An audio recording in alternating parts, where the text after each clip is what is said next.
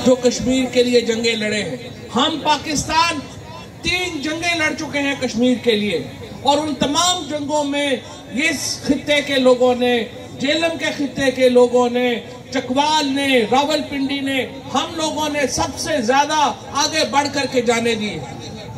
इसलिए जब पूरा पाकिस्तान कश्मीर के साथ खड़ा होता है तो हम एक कदम आगे बढ़कर खड़े होते हैं।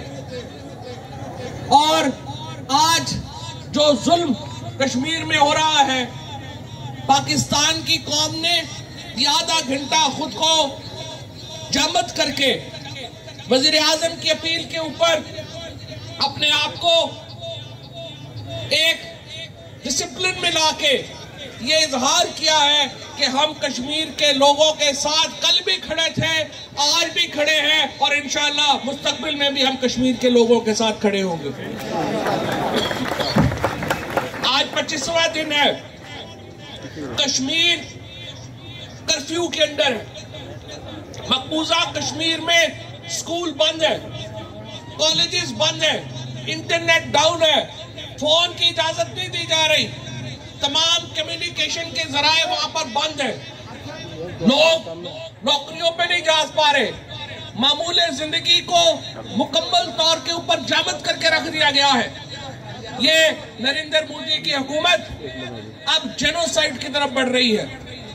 वो कर्फ्यू लिफ्ट नहीं कर रहे वहां से, उनको पता है वो वहां से कर्फ्यू उठाएंगे तो वहां पर कश्मीर के जवान बाहर निकलेंगे, कश्मीर के बच्चे बाहर निकलेंगे, कश्मीर की औरतें बाहर निकलेंगी, और पहले वहां पर कत्लेआम हो रहा है। ये कश्मीर के लोगों के कत्लेआम से आप आजादी की लहर को नहीं दबा सकते। 70 साल से कश्मीरियों ने अपने लहू की कुर्बानी दी है, पाकिस्तान के लोगों ने कश्मीरियों के साथ अपने लहू की कुर्बानी दी है। तो क्या आज इस मौके के ऊपर हम कश्मीरियों को तन्हा छोड़ सकते हैं? लिहाजा पाकिस्तान ने फैसला किया है।